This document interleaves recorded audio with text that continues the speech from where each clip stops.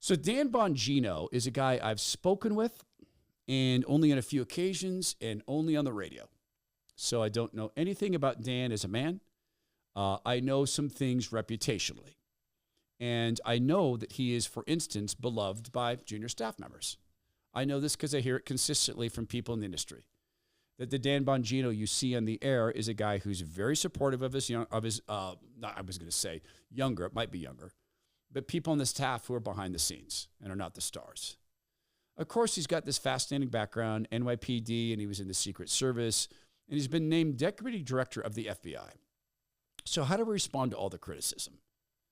Because, of course, the way this is being pitched by the Mockingbird media is another Fox News personality has gotten another post in the Trump administration. And that's true. And that's a label that the Trump administration is apparently willing to carry. Now, of course, Dan hasn't been on Fox as a host for some time, but he is, of course, very successful in radio. He took over the Cumulus time slot that Rush Limbaugh had, God rest the Maha. And he's got a very successful podcast that Sean Hannity helped him build. And this is what the people see, like the left, they see of Dan Bongino. They think he begins and ends here. Spygate, Obama was in charge. Collusion hoax, Obama's in charge. The Hillary email scandal, Obama's in charge. The bribery scandal, Obama's in charge. There's a common thread. This isn't a conspiracy theory. What did I just say that's not factually accurate? Now, as this Biden scandal explodes with this allegation that he took a $5 million bribe as vice president, Obama's vice president, keep that in mind. Andy Biggs appeared on Fox yesterday. He was talking about these massive payoffs they have bank records of.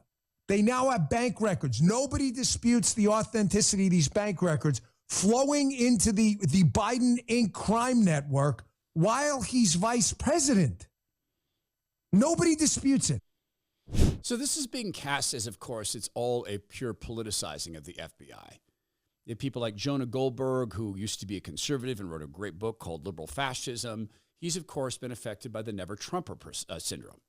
So he says, okay, now the FBI is going to be completely depoliticized. But you can look at this from a different perspective.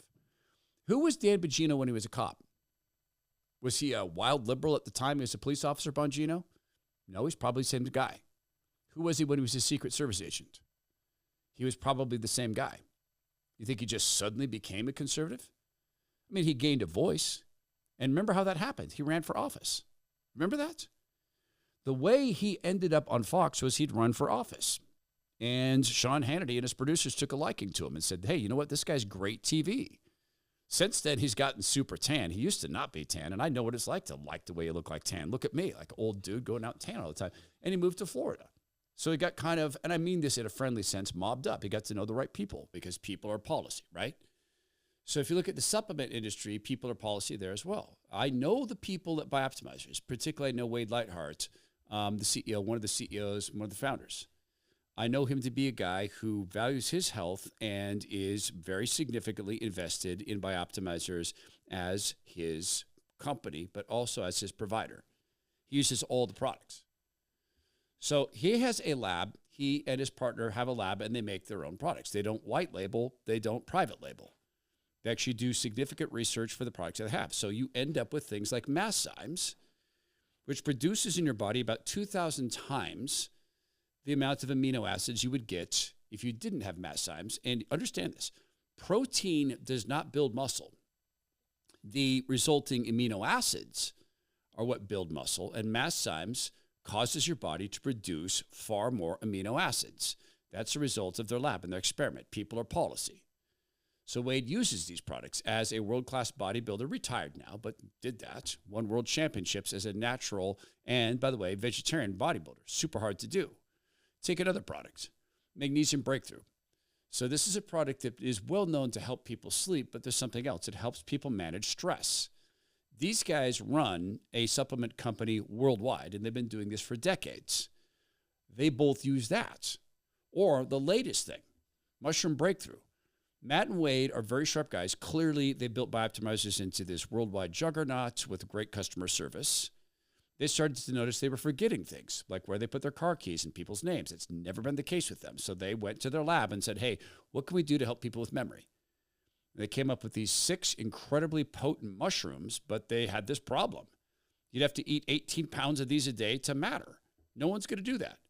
So they turned again to the lab and said, how do we get it in one scoop? That's what they have. Mushroom Breakthrough helps you have cognitive relaxation, but also great recall. My suggestion is work with people who are good people, because people are policy. So go to bioptimizers.com/Todd. Use promo code Todd to get 10% off all their products there. And do subscribe to the ones you need and shop all their products. Subscribe to the ones you need. Subscribe. You never run out of product. You get free gifts, exclusive discounts, and exclusive information packs that they love to email people. It's bioptimizers.com/Todd, promo code Todd. If you listen to Bongino's show and you spend any time with this podcast, here's the thread. He hates lawbreaking. He loves the Constitution. He's still that guy who undertakes investigations. He's still that guy who cannot stand seeing our government turned into a tool for the powerful. So is he going to do that? What exactly in his background would indicate that's who he is? Because he's accepted this role? And what does a deputy director do? Right? There's a huge, massive infrastructure around the FBI.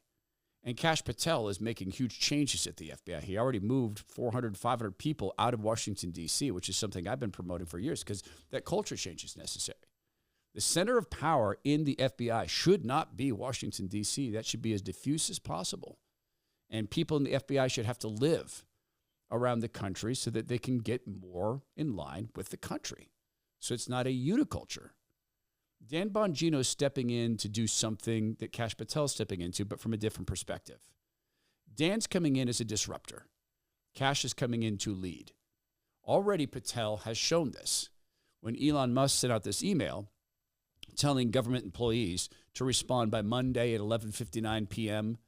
with their top 5 accomplishments for the past week, and failing to respond will be considered a fireable offense, Kash Patel stepped in and said, no, please don't respond to this.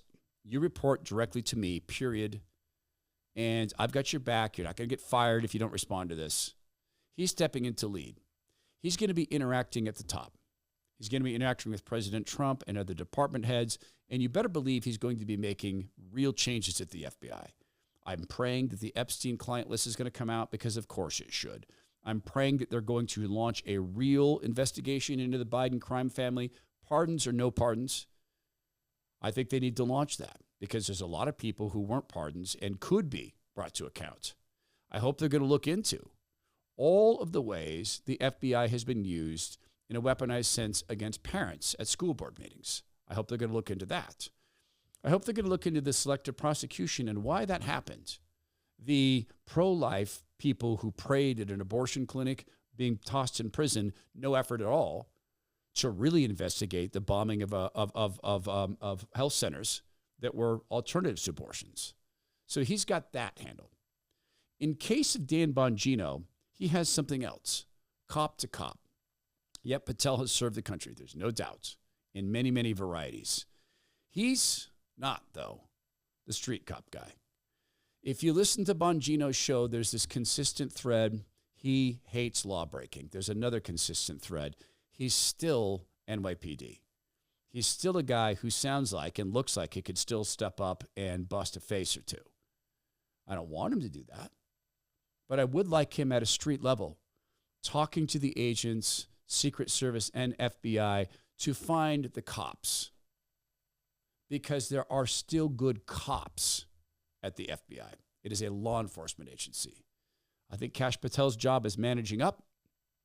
I think it would be wise to use Dan Bongino to manage horizontally. That is through influence. Clearly, he's the deputy director, but to go spend time with the cops in the field. It's a lot like what Pete Hegseth is doing.